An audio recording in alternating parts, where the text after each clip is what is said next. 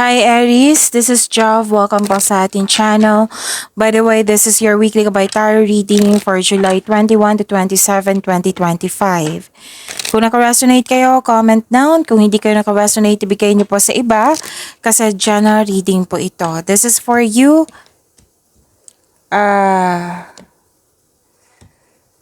Aries.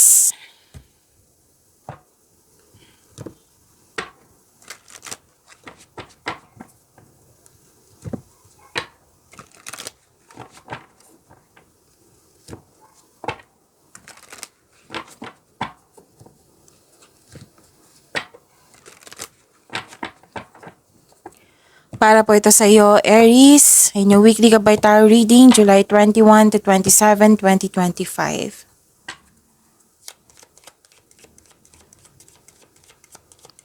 Maraming salamat po sa inyong patuloy na suporta at maraming salamat din po sa mga hindi nag-skip ng ads.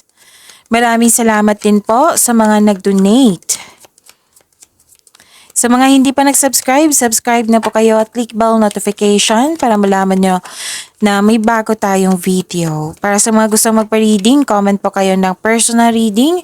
Again, comment kayo ng personal reading and check my reply sa comment section.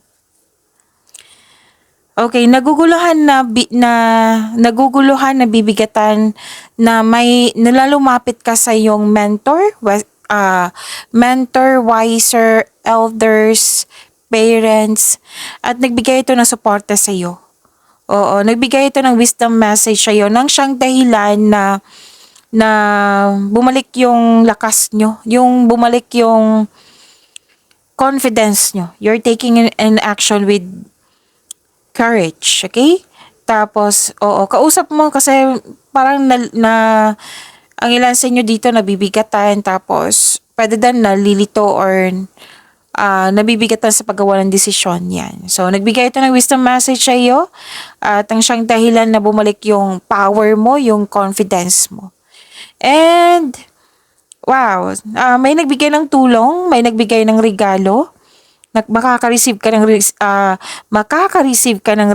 makaka-receive ka ng tulong, compliment, awards, fame, abundance, and love is blooming. Wow!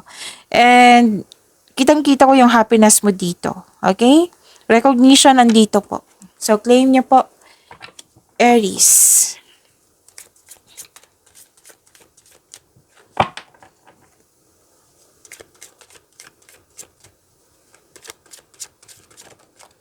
Okay, so dalawa na ito, I think tatlo. So, kunin ko na din. Aries.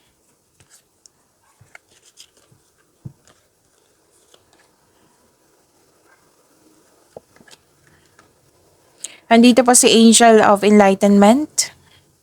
Kung may napansin kayo na repeating message, meaning to say pinupush ng cards niya. Like for example, nanood kayo sa isang video reading natin.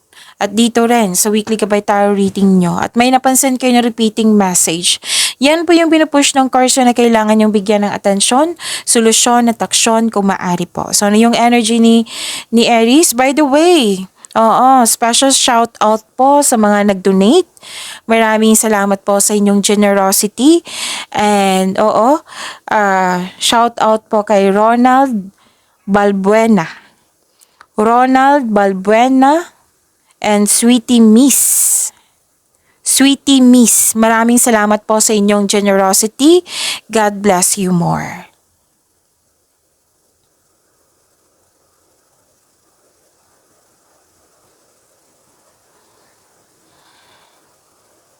Success, new doors opening. So this card asks you to accept the project and face pwedeng opportunity, any kind of opportunity. Accept this opportunity or project and face it with confidence kasi naka-align ito sa passion mo. Isa din ito sa dahilan, na magkakaroon ng maraming opportunity. Kaya huwag mag-alinlangan na tanggapin ito. Galingan nyo. Siguraduhin nyo magkaroon ng positive outcome kasi dadagsa yung opportunity. So this card tells you na nasa next level ka lang ng prosperity na matagal mo nang hinintay. Kaya wag mong palampasin itong pagkakataon nito. Posibleng dagdag trabaho to or dagdag kaalaman. Tapos nag-spend time ang ilan sa inyo sa mga taong nagbigay ng inspiration sa iyo at motivation. Oo. So, increase confidence ha. Oo. And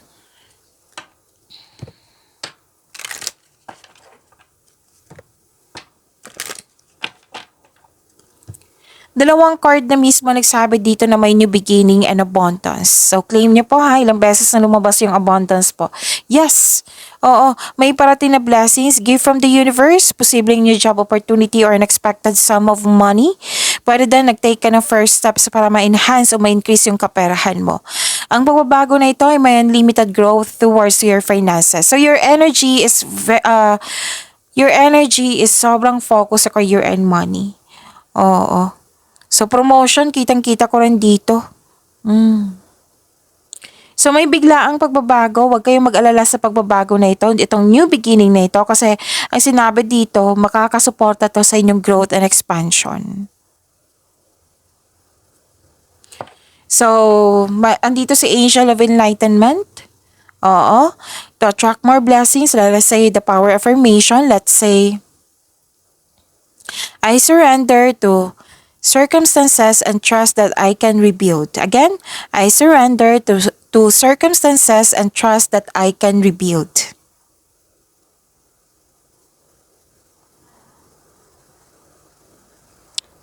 Okay.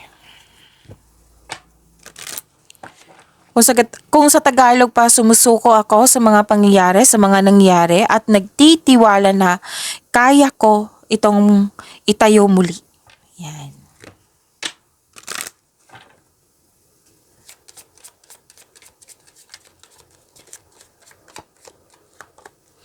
Angel number 222. Wow, ang ganda naman. Puro abundance. Abundant blessings. Abundance is flowing towards you. Keep your thoughts positive and watch your dreams manifest. Ang ganda naman. Claim niyo po. Aries.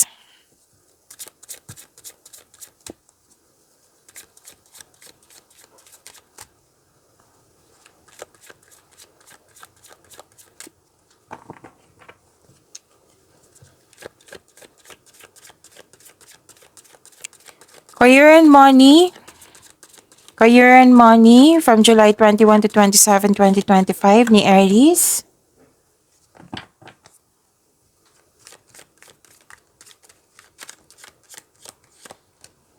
Offer pa rin nakikita ko dito. So, andito po si Angel of the Past.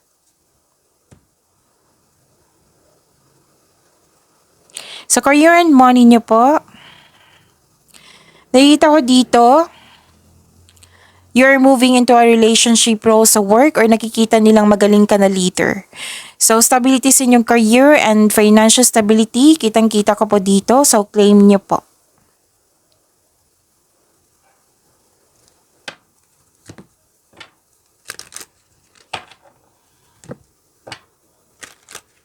Mag-focus po kayo sa pag-release sa nakaraan at mag-move forward kayo into a new and more successful period.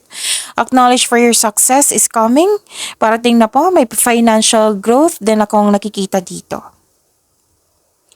So, andito po si Angel of the Past. Let's say the positive affirmation. Let's say, I forgive. I forgive. Ako ay nagpapatawad.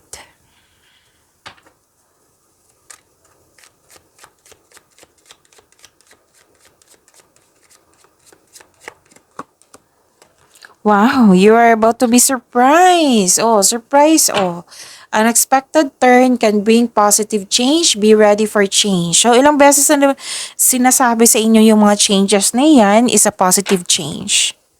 Claim niyo po, ang ganda, Aries.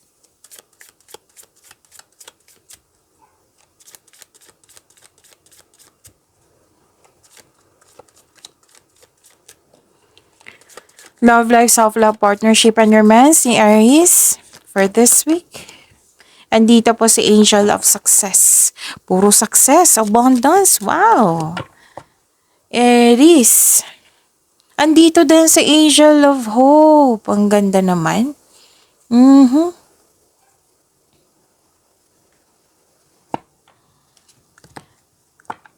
May nag-celebrate dito, monthsary, anniversary, birthday, achievement, any kind of celebration. So this is togetherness.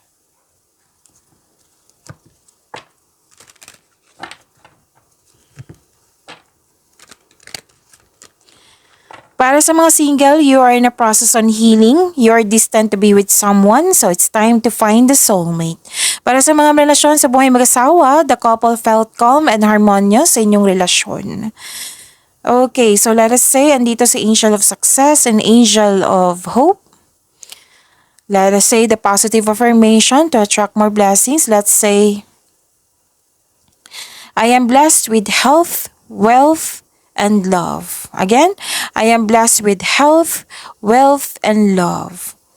And Angel of Hope, I am inspired and fulfilled. Again, I am inspired and fulfilled.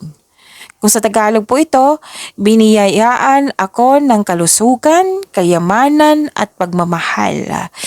And sa Angel of Hope is, ako ay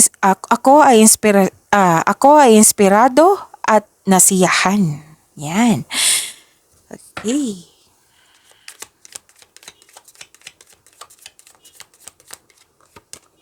Unseen, love can be blind. Ensure you're not overlooking red flags. Pag-imanin niyo po yung blessings sa binigay sa inyo, Aries, see you tomorrow. Maraming salamat po.